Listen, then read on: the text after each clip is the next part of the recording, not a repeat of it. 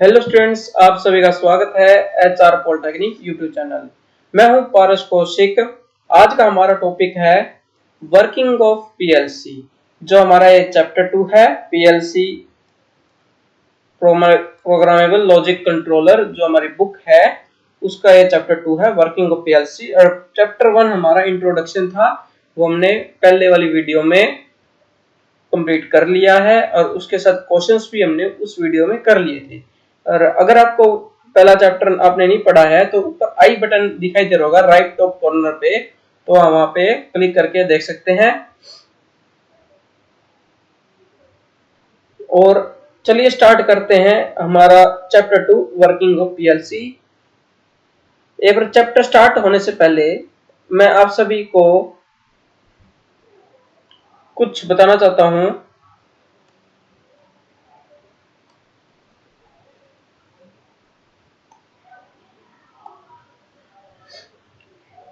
Description में जो इस वीडियो के डिस्क्रिप्शन है वहां पे मैंने व्हाट्सएप ग्रुप और साथ में टेलीग्राम ग्रुप का लिंक प्रोवाइड किए हैं। ठीक है, आपको क्या करना है, हमारा पहले व्हाट्सएप ग्रुप और साथ में टेलीग्राम ग्रुप को ज्वाइन करना है। ज्वाइन किस लिए करना है? क्योंकि हम वहां पे हम प्रोवाइड कर रहे हैं फ्री नोट्स और साथ में फ्री एजुकेशन।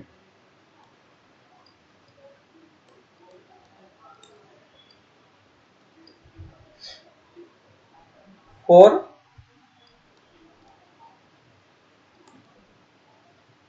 पॉलिटेक्निक स्टूडेंट्स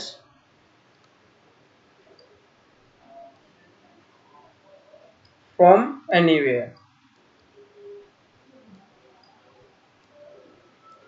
आप कहीं से भी हो, कौन सी भी स्टेट से हो, अगर आप हमारा चैनल देख रहे हैं तो हम आपको प्रोवाइड कर रहे हैं फ्री एजुकेशन और नोट्स पॉलिटेक्निक्स से रिलेटेड।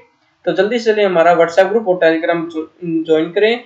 व्हाट्सएप ग्रुप पे जो स्टूडेंट्स पहले ऐड हो रहे थे तो बार बार उनको नोट्स भेजने में दिक्कत आ रही थी, मुझे भी, और साथ में उनको नोट्स नहीं मिल रहे थे। तो मैंने टेलीग्राम चैनल पे एक बैकअप चैनल बना लिया है जो हमारा HR पॉलिटेक्निक नाम से है। डिस्क्रिप्शन में दोनों का लिंक दिया गया है, दोनों को ज्वाइन करें। टेलीग्राम लिंक ग्रुप में आपको ऑल सारे जो प्रीवियस हमने जो सेंड की हुई हैं नोट्स वगैरह related to first sem, second sem, third, fourth, fifth, तो मिल जाएंगे। थोड़े बहुत सब्जेक्ट हमें मिसिंग है पर आपको दिक्कत नहीं आएगी। अगर कोई दिक्कत आई तो आप मुझे टेलीग्राम चैनल पे मैसेज करें या व्हाट्सएप पे पर्सनली या ग्रुप में भी आप मैसेज कर सकते हैं। हमने अब तक 100 स्टूडेंट्स प्लस हमारे ग्रुप में ज्वाइन है और जल्द से जल्द आप ज्वाइन हो जाएं और ये गोल्डन चांस मिस मत करें। अब हम स्टार्ट करते हैं बिना देरी हुए हमारा चैप्टर 2 जो पीएलसी का वर्किंग ऑफ पीएलसी। स्टार्ट करने से पहले हम एक पीएलसी की छोटी सी डेफिनेशन देख लेते हैं।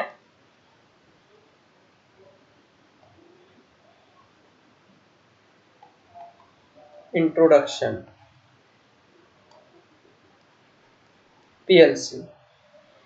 PLC is a specialized digital computer, is a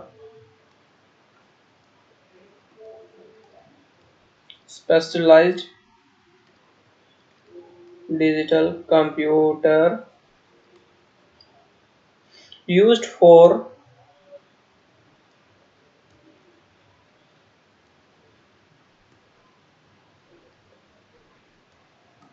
automation of electromechanical of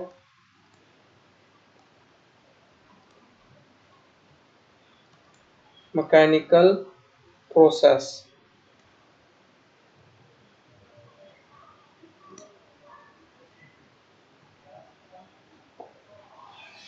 ये हमारे पीएलसी की इंट्रोडक्शन है कि पीएलसी एक स्पेशलाइज्ड डिजिटल कंप्यूटर है। ये एक स्पेशलाइज्ड डिजिटल कंप्यूटर है। ये हम यूज करते हैं ऑटोमेशन के लिए। किस चीज के लिए? ऑटोमेशन के लिए। For electromechanical process. जो इलेक्ट्रोमैकेनिकल प्रोसेस होती है, किसी मशीन को कमांड देना और इलेक्ट्रिकल सिग्नल्स के थ्रू और उसको चलाना, तो हम उसको इलेक्ट्रोमैकेनिकल प्रोसेस कहते हैं। और ये ज्यादातर ऑटोमेशन में, जैसे जो ऑटोमेटिक मशीन रोबोटिक्स होती हैं जो स्क्रू टाइट वगैरह करती हैं कहीं ऑटोमेशन में या कहीं फैक्ट्रीज में आपने देखा होगा, तो ये उनमें पीएलसी का मेन वर्क होता है।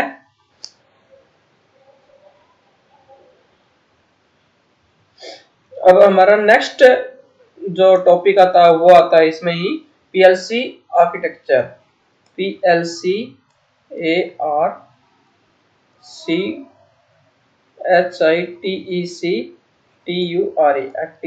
आर्किटेक्चर। पीएलसी का आर्किटेक्चर क्या होता है?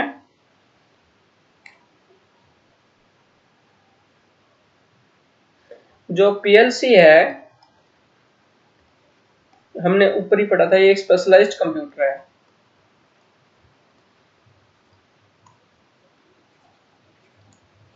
Computer and has all the basic parts of a computer, जैसे सेंट्रल प्रोसेसिंग यूनिट, आप इसकी फुल फॉर्म भी लिख सकते हैं सीपीयू, सेंट्रल प्रोसेसिंग यूनिट। मैं लिख देता हूं।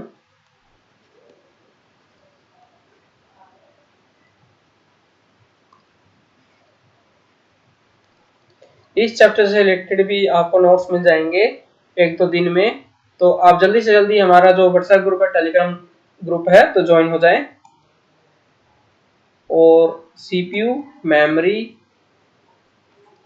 इनपुट मॉड्यूल, तो मैं इसको IM इनपुट मॉड्यूल से लिख देता हूं।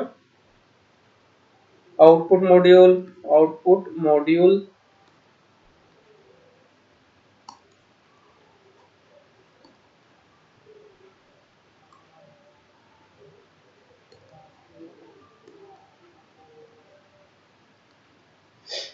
प्रोग्रामर या मॉनिटर।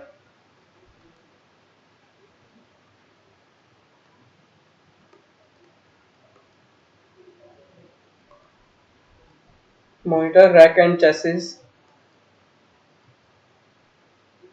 रैक्स एंड चेसिस, और हमारा जो लास्ट वन है पावर सप्लाई।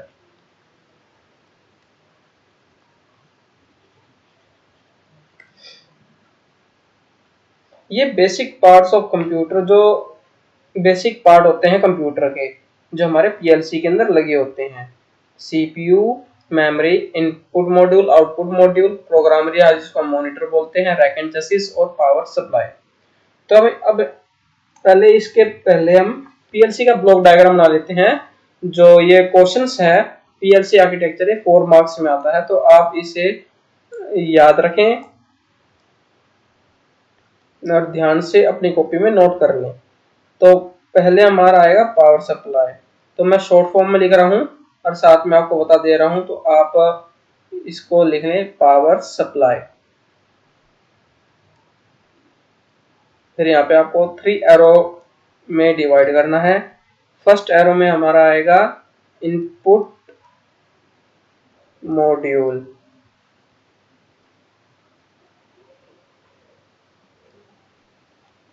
जो बीच वाला एरो उसमें हमारा है सीपीयू, सेंट्रल प्रोसेसिंग यूनिट और memory.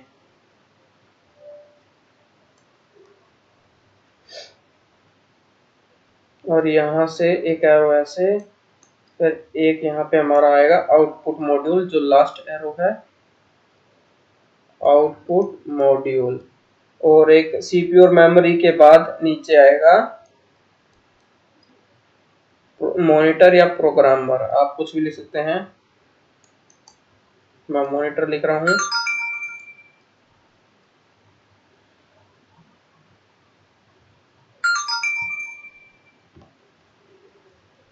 Just a second.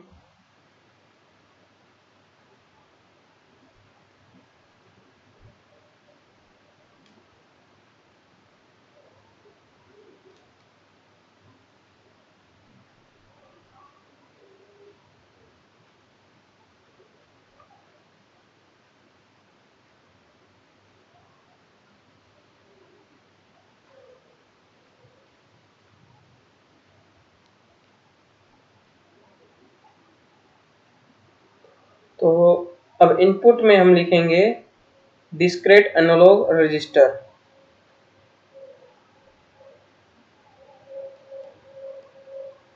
Discrete log register, और यहाँ पे भी सेम ही डिस्क्रीट एनालॉग रजिस्टर। अब डिस्क्रीट में क्या आएगा, रिले लैंप्स, या आप इनकी जगह सीधा आप रिले लैंप लिख सकते हैं। Control voltage is digital display.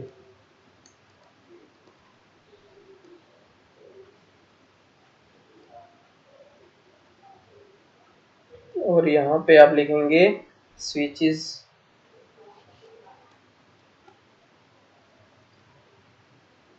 Sensors.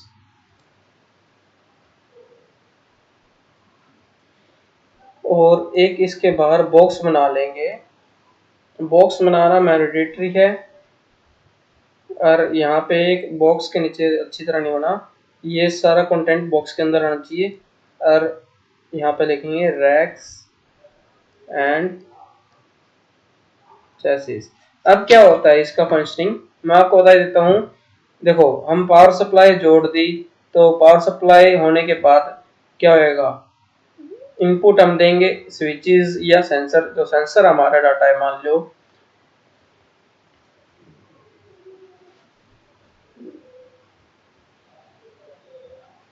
मान लो हमने यहाँ पे टेम्परेचर सेंसर लगा दिया, तो हम उसको पहले देंगे क्या, सप्लाई, पावर सप्लाई देंगे।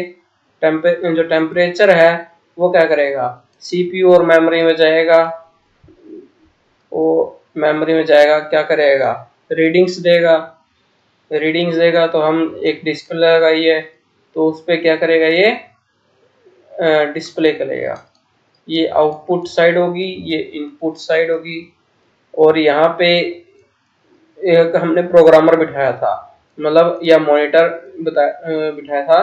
तो क्या करेगा, वो हमारा जो कोड है उसको प्रोग्राम करेगा, या ठीक है, और राइट करेगा। अब टेम्परेचर इसको इलेक्ट्रिकल से एनालॉग में ये कन्वर्ट करेगा सिग्नल्स को। और सीपीयू और मॉनिटर है, जो सीपीयू उसको प्रोसेस करेगा, और मेमोरी है उसको सेव करेगी, यहाँ पे मेमोरी दी। और यहाँ पे डिस्प्ले, हमने जैसे मॉनिटर वगैरह लिया है या कोई और भी चीज ली है, तो यहाँ पे डिस्प्ले होगी। साथ में यहाँ पे एक प्रोग्रामर था जो कोड होएगा टेम्परेचर की एनालॉग में सीपीयू में कहाँ स्टोर होएगा और कैसे कैसे डिस्प्ले करेगा।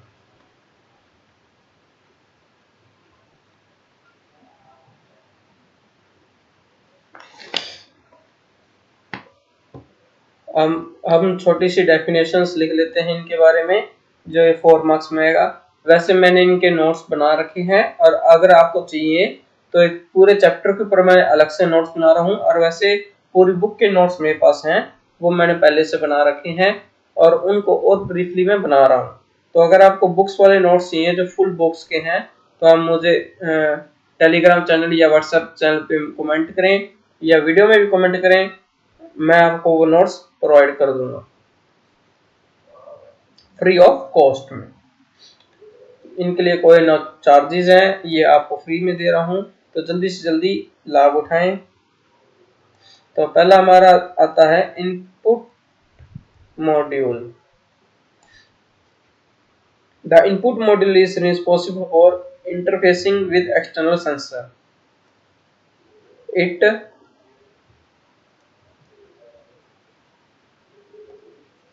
responsible for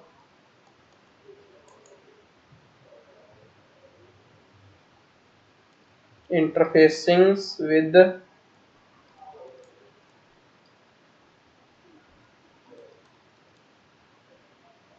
external sensor,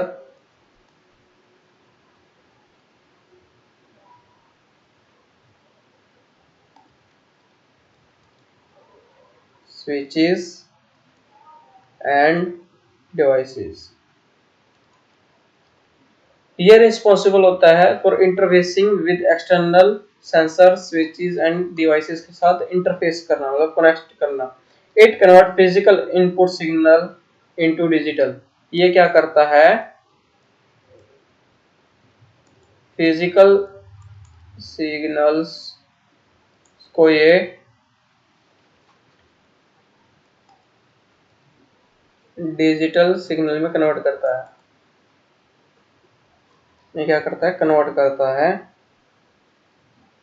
That's the PLC process and understand that PLC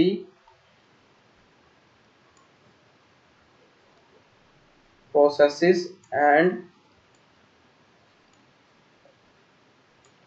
understand कि वो प्रोसेस भी कर पाए और साथ में जो हमने सिग्नल, फिजिकल सिग्नल को डिजिटल सिग्नल में कन्वर्ट किया है, उनको ये अंडरस्टैंड भी कर पाए।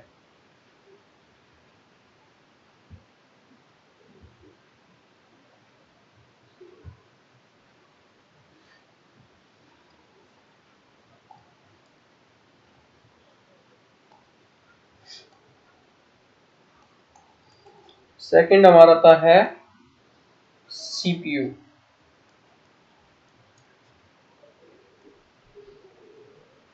The CPU is the brain of PLC. It is the brain of PLC। ये PLC का क्या होता है, ब्रेन होता है। It process the program logic store। It processes the program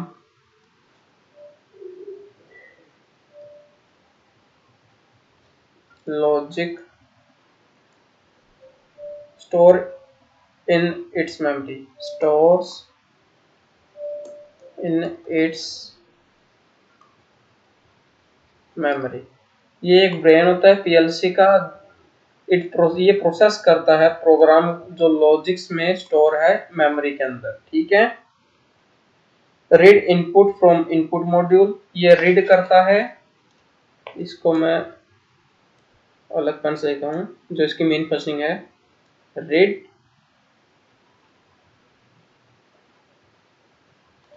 inputs from input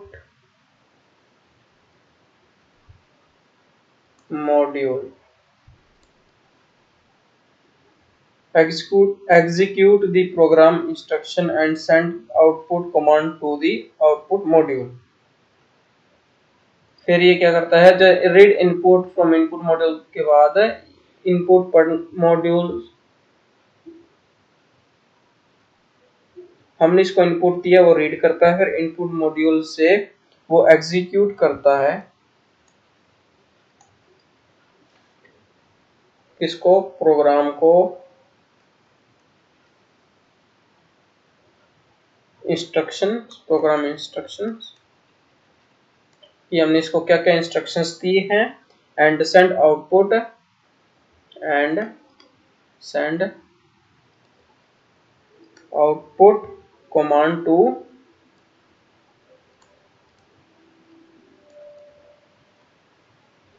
the output module.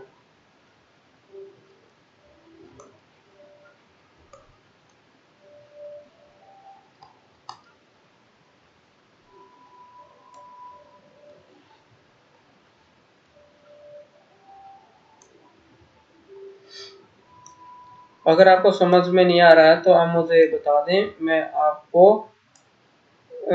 कोशिश करूँगा कि आपको समझ में आए और अच्छे तरीके से समझाऊंगा।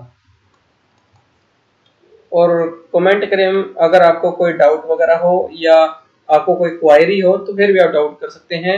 मेरे पास अभी कई बच्चों के डाउट्स आ रहे हैं कि उनकी जो री है, पास आउट है 2020 के, और उनकी री है तो उनको नोट्स चाहिए और कैसे क्लियर करेंगे, कोई शॉर्ट ट्रिक है या नहीं है। तो कोई शॉर्ट ट्रिक नहीं होती है, आपको थोड़ी बहुत मेहनत आपकी चाहिए और मैं आपको नोट्स प्रोवाइड कर रहा हूँ। तो इसमें थोड़ी सी मेहनत मैं करूँगा, थोड़ी आप करें, उनको पढ़ें और साथ में जैसा मैं कहता हूँ वैसा करें, तो आपकी जो री है वो 100% क्लियर हो जाएगी और अच्छे मार्क्स से क्लियर हो जाएगी, ये मेरी गारंटी है।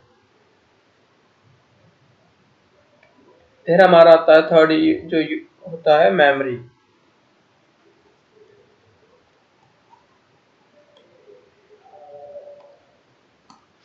मेमोरी पीएलसी के अंदर अलग अलग प्रकार की होती है, तो प्रोग्राम मेमोरी, डाटा मेमोरी और सिस्टम मेमोरी। तो कितने टाइप की होती है? प्रोग्राम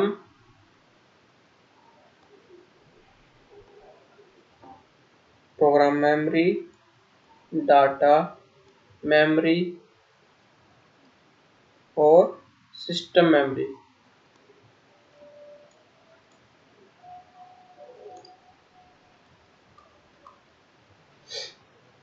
अब प्रोग्राम मेमोरी क्या होती है? Stores the user created control logic program written in ladder logics, functioning block diagram और अदर प्रोग्रामिंग लैंग्वेज। जो प्रोग्राम मेमोरी होती है वो यूजर जो क्रिएटेड लॉजिक प्रोग्राम्स हैं, जो जैसे कि मैं एक यूजर हूं तो मैंने कुछ कोड वगैरह लिखा है या प्रोग्राम लिखा है, तो वो उसको क्या करती है? स्टोर करती है, कोड को स्टोर करती है। और कौन सी को जो हमारे पीएलसी के अंदर यूज होती है लैंग्वेज होती है लैडर लॉजिक। जो हमारी फर्स्ट वीडियो है उसमें हमने बहुत अच्छी तरह बताया था कौन सी लैंग्वेज होती है और करंटली हम कौन सी लैंग्वेज को यूज करते हैं। तो जो लैडर लॉजिक लैंग्वेज है वो हम करंटली यूज करते हैं और इस लैंग्वेज के अंदर ये सेव होती है और वो भी अदर लैंग्वेज के अंदर भी सेव करते हैं। अब डाटा मेमोरी क्या होती है? Stores temporary data such as timer, counter, flags and data registers used during program execution. जो डाटा मेमोरी होती है उसके अंदर हम टाइमर्स, काउंटर्स और फ्लैग्स के जो डाटा वगैरह होता है उसको हम टेम्परेरी स्टोर करते हैं, टेम्परेरी स्टोर करते हैं। थोड़ी सी राइटिंग अच्छी नहीं गिरी जा रही है मेरे से, तो आप क्या करें, ऊपर कैप्शंस का ऑप्शन होगा, आप उसको क्लिक कर दें, वहां पे अपने आप लिखा आ जाएगा नीचे वीडियो में। और सिस्टम मेमोरी क्या होती है? Hold the PLC operation system and other system related data. जब सिस्टम मेमोरी होती है वो होल्ड करती है पीएलसी ऑपरेशन सिस्टम्स को, PLC operating system, operating system भी बोल सकते हैं, ऑपरेशन सिस्टम भी बोल सकते हैं। उनको क्या करती है? ये होल्ड करती है कि पीएलसी ऑपरेट, जो ऑपरेटिंग सिस्टम है उसको होल्ड करते हैं कि पीएलसी कैसे ऑपरेट करेगी and other system related data. और पीएलसी के अंदर जो स्टोरेज सिस्टम है कैसे स्टोर करेगी, कैसा क्या डाटा है कैसे रन करेगी, सब कुछ है जो पीएलसी के अंदर, तो वो सिस्टम मेमोरी में स्टोर होता है कि जो पीएलसी का सिस्टम है रन करने का, एग्जीक्यूट करने का, स्टोर करने का, तो वो इसमें सेव होता है। आपको डिटेल में चाहिए तो मैं बार बार बोल रहा हूँ आपको कि डिस्क्रिप्शन में व्हाट्सएप और टेलीग्राम लिंक है, वहां पे मैंने नोट्स प्रोवाइड कर दिए हैं। अगर आपको नहीं मिल रहे हैं तो आप व्हाट्सएप ग्रुप में आए, मुझे पर्सनली मैसेज करें, मैं आपको ये नोट्स सेंड कर दूंगा। आउटपुट मॉड्यूल, ये हमारा फोर्थ है, output module. The output module interface with external actuators such as motors, valves, and relays. It receives digital signal from the PLC processor and converts them into physical output signal that control these actuators. अब क्या है, पहले हमने input में क्या किया था? हमने फिजिकल सिग्नल्स दिए थे और उनको हमने डिजिटल में कन्वर्ट किया। अब आउटपुट में क्या होएगा? हम डिजिटल हमको मिल रहे हैं क्योंकि हमने फिजिकल से डिजिटल में कन्वर्ट किया, तो हमें डिजिटल मिलेंगे और हम उसको अब क्या कर देंगे, डिजिटल सिग्नल को फिजिकल में वापस कन्वर्ट कर देंगे। और उससे हम क्या करेंगे, जैसे हमारे जो रिले हैं या मोटर्स और वॉल्व्स है, मोटर्स रिले मोटर्स या एक्सेट्रा जो भी कंपोनेंट हमने लगाए हैं उनको हम रन करेंगे। तो आउटपुट मॉड्यूल क्या काम करता है, डिजिटल को फिजिकल सिग्नल्स में कन्वर्ट करता है और रिले मोटर्स एक्सेट्रा जो हमने लगाए हैं उनको ये क्या करता है, एग्जीक्यूट किया स्टार्ट करता है, मतलब उनको रनिंग कंडीशन में लेके आता है, उनको सिग्नल देता है। फिर वो क्या कंट्रोल करता है उनकी स्टार्टिंग और स्टॉपिंग, मतलब उनके एग्जीक्यूशन को। फिर हमारा 5 में आता है पावर सप्लाई।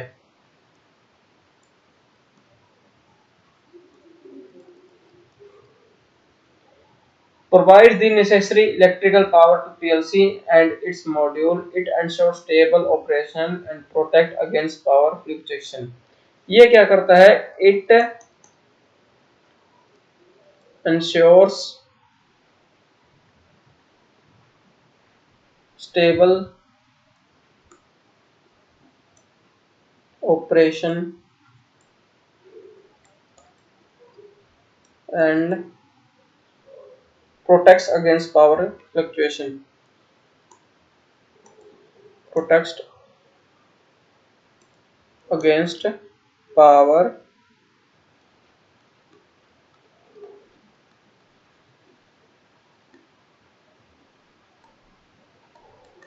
फ्लक्चुएशन। ये इंश्योर करता है स्टेबल ऑपरेशन हो और साथ में प्रोटेक्ट अगेंस्ट पावर फ्लक्चुएशन। अगर पावर बढ़ती घटती हो तो उससे उसके अगेंस्ट ये हमारी जो पीएलसी है उसको प्रोटेक्ट करता है। किसको, पीएलसी को। साथ में जितनी पीएलसी को सप्लाई चाहिए उतनी ही ये प्रोवाइड करती है। जैसे पीएलसी को 9 वोल्ट चाहिए तो ये 9 वोल्ट ही पावर सप्लाई प्रोवाइड करता है।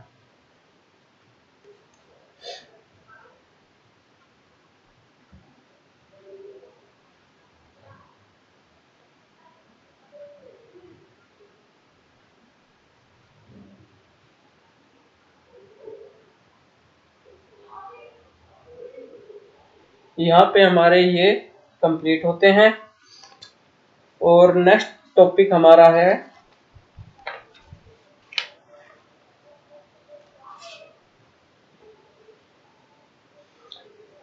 Data file memory. जो ये मेमोरी के अंदर एक आता है डाटा फाइल मेमोरी, तो इसको हम एवरी बना लेते हैं।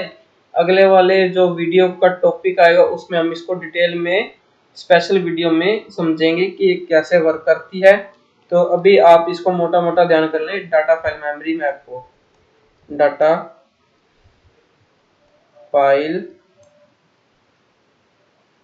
मेमोरी।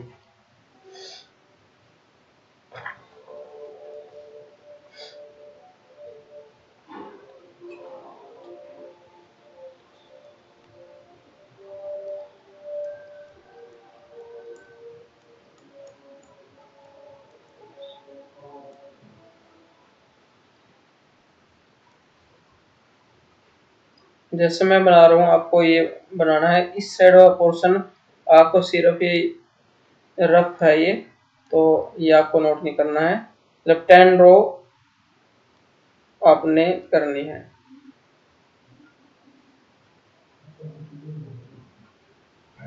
तो अब पहले में हमारा आएगा आउटपुट इमेज, सेकंड में इनपुट इमेज, थर्ड में स्टेटस बाइनरी,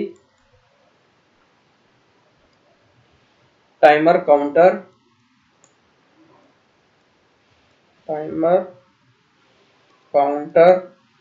कंट्रोल,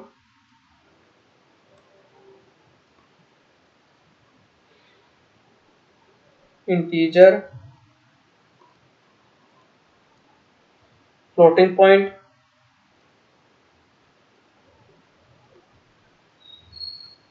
और यूजर